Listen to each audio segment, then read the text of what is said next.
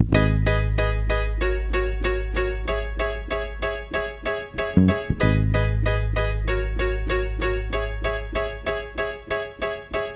need a dollar, dollar, dollar, that's what I need. Hey, hey. Well, I need a dollar, dollar, dollar, that's what I need. Hey, hey. Said I need a dollar, dollar, dollar, that's what I need. And if I share with you my story, would you share your dollar with me?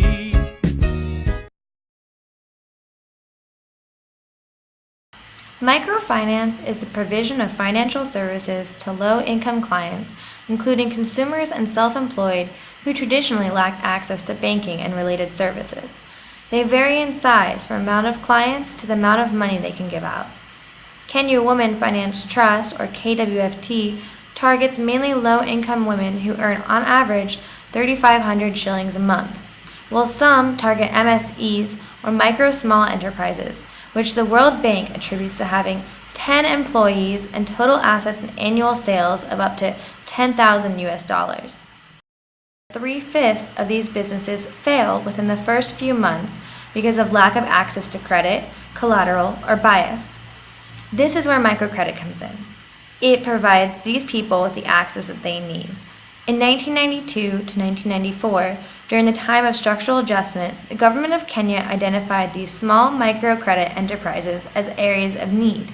This gave them an influx of attention. Microcredit methods of Grameen Bank were adopted, and KREP was the first NGO to offer loans to existing entrepreneurs. The general consensus has been that microcredit has had an effect and a positive effect. Kenya Women Finance Trust found that after a period of 2.5 years and an average of 3 loans, businesses on average had expanded by 38% and added 2.65 workers to their business, creating jobs.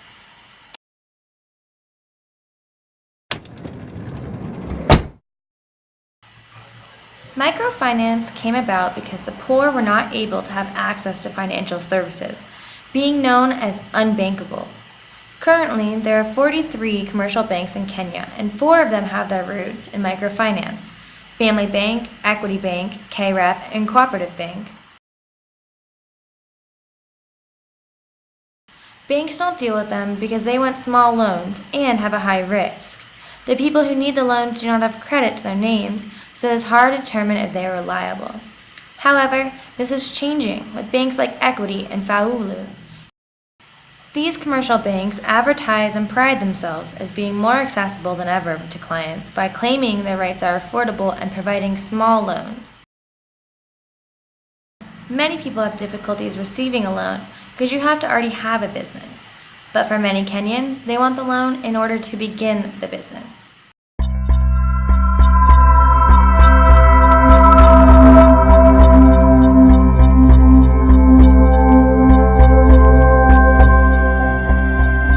But this doesn't change the fact that allowing Kenyans access to a large amount of money can be extremely beneficial, especially when saving money can be time-consuming and difficult.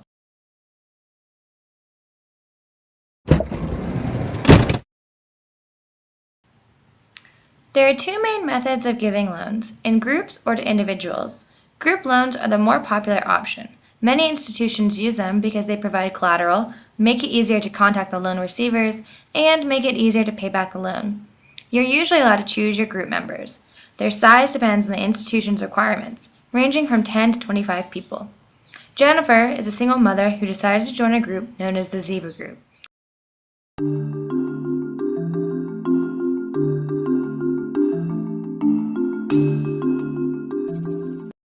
But there is also a lot of stigma around the idea.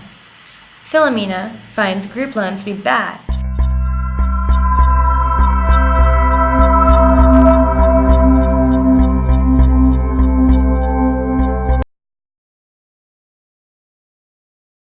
They are also time-consuming, taking up valuable work time, and can be destructive to the community if something goes wrong.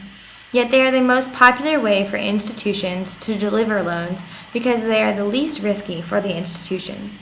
Action Now Kenya, a small NGO, however, also gives out individual loans. Their approach was to have the community vouch for them, go through an interview process, submit a business photo, and use loaning cards in order to secure that the money given went towards the business. Individual loans have allowed the person to be able to not worry about the problems of groups, but they are also much riskier for the institution, having to depend solely on the individual.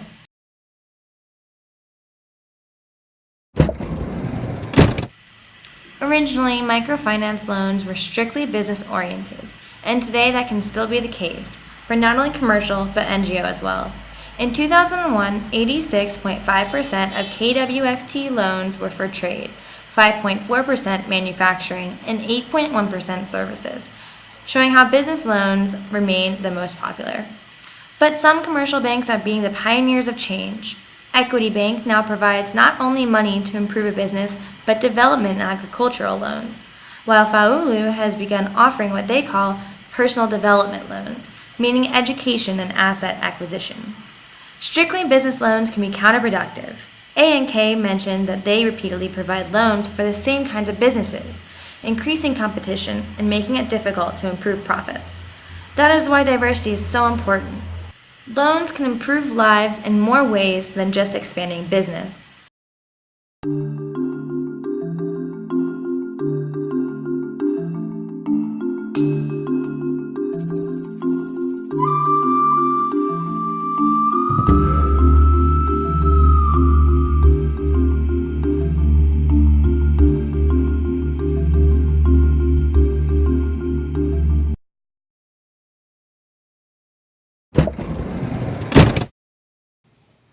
As loans are becoming more popular and institutions are receiving more clients, the question of quality of service is raised. This quality gap is the difference between services received and the ideal difference between someone with an individual loan and a group loan. Richard, a man who often assesses clients before they receive a loan and after they receive a loan, has noticed that banks don't provide assistance past giving out money. They do not help develop business plans or teach any business skills. Many people remain in the dark about how to run an effective business and don't put the money to proper use. The pioneer, Faulu, does require you to take a loan orientation seminar before you can take out your first loan, but this is mostly instruction on how to pay back the loan, not on how to run a business. However, this loss of attention is less seen in the community level. A&K provides business classes and says that business experience is the most important quality of a client. The government is even involved in training the clients, helping with explaining business taxes and how to register a small business, so the community level tends to be more attentive. But this does not mean that they are able to provide the highest quality of advice. One of the weaknesses that Carol, an A&K employee, mentioned was that not enough of their staff are formally trained in business ventures. So, commercial banks are not able to connect with their clients as much as smaller businesses, but the smaller businesses might not have as much experience as the commercial level.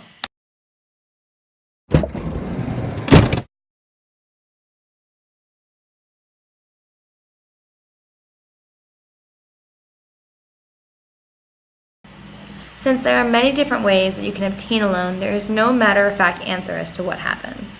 This security of knowing what you are getting into is a major issue.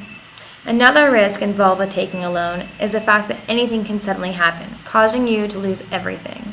This is the case with post-election violence. Many of A&K's clients lost almost everything.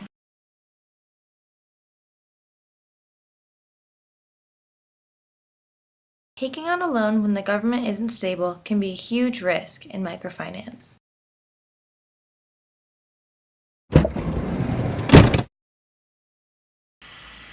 Honesty is a recurring issue in the world of microfinance. Honesty of the clients to the institutions, and honesty of the institutions to the clients.